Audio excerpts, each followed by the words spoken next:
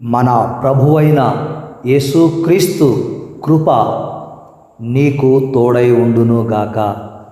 Amen. క్రీస్తు యేసునందలి దేవుని నేటి వాగ్దానము నీ జీవితములో నెరవేర్చబడునుగాక. ఆమెన్. క్రీస్తునందు ప్రియమైన వారలారా, దేవుడు మనకిచ్చిన మరొక దినమును బట్టి దేవునికి కృతజ్ఞతలు చెల్లించుదాం. దేవుడు నేటి దినము బయలుపరిచిన వాగ్దానమును బట్టి దేవునికి కృతజ్ఞతాస్తుతులు స్తోత్రాలు చెల్లించుదాం. ఒక్క మాట నేటి దినము వాగ్దానము పొందడానికి ముందు మనము జ్ఞాపకం చేసుకుందాం. దేవుడు ఏదైనా ఇస్తాను అని చెప్పే మాటయే వాగ్దానము. దేవుడు చెప్పాలనుకున్నదే వాక్యము.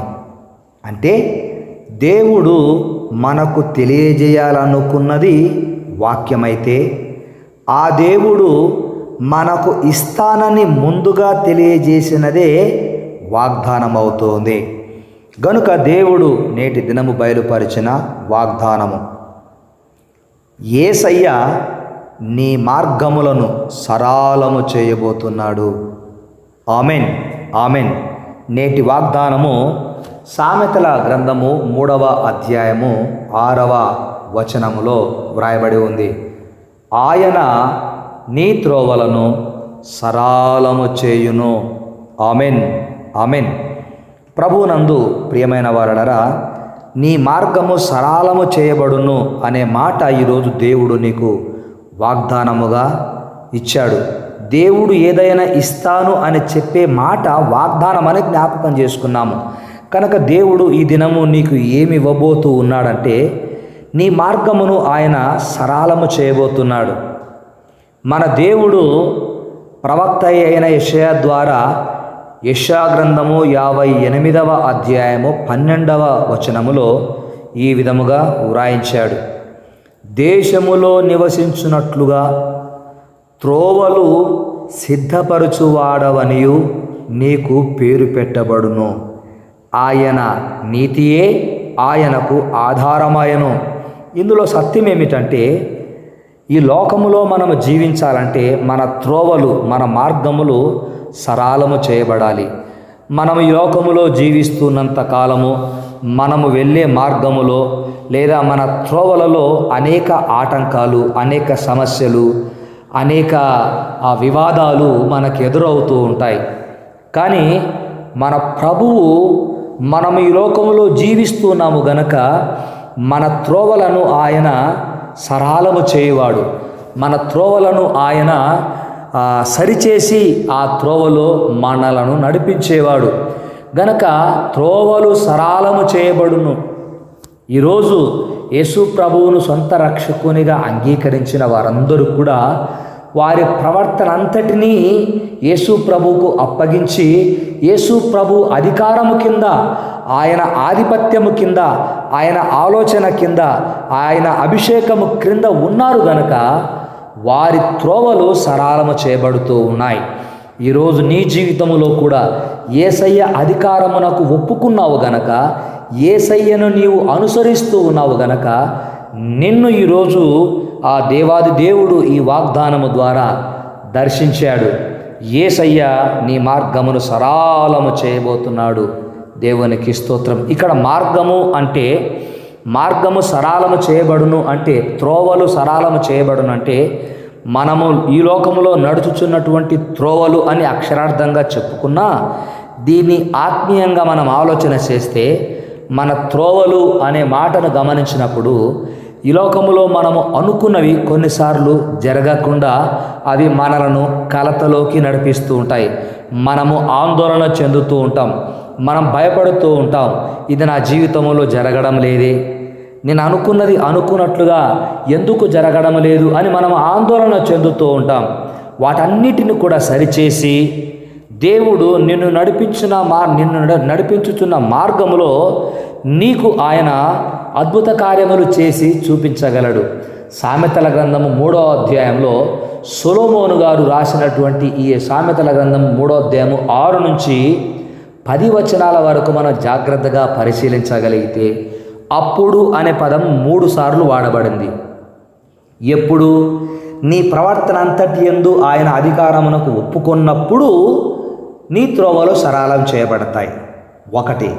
రెండవదిగా యెహోవాయందు భయభక్తులు కలిగి చెడుతనమును విడిచిపెట్టినప్పుడు నీ దేహమునకు ఆరోగ్యము కలుగుతోంది. మూడవదిగా నీ రాబడి అంతటిలో ప్రథమ ఫలమును నీ ఆస్తిలో భాగమును ఇచ్చి యెహోవాను ఘనపరిచినప్పుడు నీ కొట్లలో ధాన్యము సమృద్ధిగా ఉంటుంది అని దేవుడు సొలొమోను ద్వారా వ్రాయించాడు.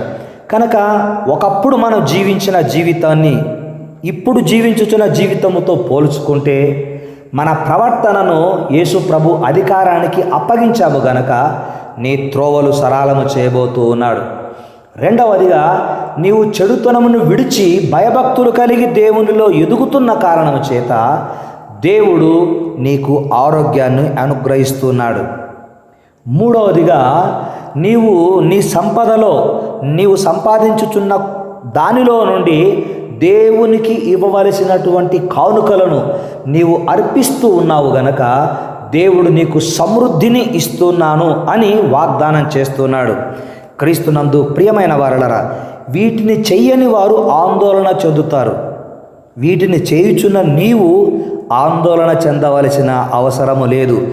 ఆదరించే దేవుడు, నీ మార్గమును సరళము చేసే దేవుడు, నీ త్రోవను సరళము చేసి నడిపించే దేవుడు నీకు తోడుగా ఉన్నాడు గనక నీవు దేనిని గురించి కూడా కలత చెందవలసిన అవసరము లేకుండా కరుణించగలిగిన కరుణామయుడైన యేసయ్య మార్గములో నీవు ఉన్నావు గనక నీ త్రోవ సరళము చేయబడుతుంది. అంటే నీవు ఆశించినది, ఆలోచన చేసినది నెరవేరబోయే గడియ సమీపించింది. అందును బట్టి దేవునికి కృతజ్ఞతలు చెల్లిస్తూ దేవుడు ఈ దినము బయలుపరిచిన వాగ్దానమును బట్టి ఆయనకు కృతజ్ఞతలు చెల్లిస్తూ ప్రార్థన చేసుకుందాం. పరిశుద్ధుడైన మా తండ్రి, ఈ లోకములో మేము జీవిస్తున్నాము గనక మహిమ కలిగిన మా దేవా, మేము ఈ లోకములో జీవిస్తున్నప్పుడు నివసించడానికి మాకు కావలసినవన్నీ కూడా మీరు సమకూరుస్తున్నప్పుడు మా త్రోవలలో నాయన మాకు ఆటంకముగా ఉన్నవన్నీ కూడా నీవు తొలగించి సరళము చేసి నడిపిస్తానని వాగ్దానం చేశారు. అందును బట్టి మీకు వందనాలు నాయన. ఈ యొక్క వాగ్దానములను వింటున్న బిడ్డలు వారి జీవితంలో మీరు చేస్తున్న కార్యాలను బట్టి వారు మీ దాసునిగా నాకు ఫోన్ కాల్ ద్వారా వారు సంతోషాన్ని వ్యక్తపరుస్తున్నాడు. దేవుడు మా జీవితంలో కార్యము జరిగిస్తున్నాడని. ఎంత గొప్ప దేవుడవు! వారి సాక్ష్యమే మీ నామమునకు నిత్యము మహిమకరముగా ఉండునుగాక. ఇంకా ఎవరి జీవితంలోనైనా ఈరోజు వరకు కూడా వారు అనుకున్నది నెరవేరకపోతూ ఉంటే నజరేయుని నామమున నెరవేరునుగాక అని ప్రార్థిస్తున్నాము. ప్రత్యేకముగా వృద్ధులను, విధవరాండ్లను, చిన్నారి బిడ్డలను, నానా విధములైన వ్యాధులతో బాధపడుతున్న వారిని ప్రత్యేకముగా దర్శించండి. ఆర్థికంగా ఇబ్బందుల్లో ఉన్నవారికి సహాయం చేయండి. సంతానము లేకుండా ఉన్నవారికి, భార్యాభర్తలలో ఎవరికి లోపమున్నా లోపము యేసు నామమున పోవునుగాక, గర్భములు తెరవబడునుగాక అని ప్రార్థిస్తున్నాం. ఉద్యోగ ప్రయత్నం చేసేవారికి సహాయం చేయండి. మహిమ కలిగిన మా తండ్రి, ప్రతి అవసరతను ప్రార్థనాపూర్వకముగా మీ సన్నిధిలో పెడుతున్న వారికి సహాయము చేసి మహిమాఘనత మీరే పొందుమని మా ప్రభువును రక్షకుడైన యేసు క్రీస్తు నామమున ప్రార్థిస్తున్నాను తండ్రి. ఆమెన్. తండ్రి, కుమార, పరిశుద్ధాత్మని అన్యోన్య సహవాసము, సన్నిధి, సమాధానము ఇప్పుడు ప్రభువు రాకడ పర్యంతం వరకు నీకు నీ కుటుంబానికి తోడై ఉండునుగాక. ఆమెన్. ఆమెన్.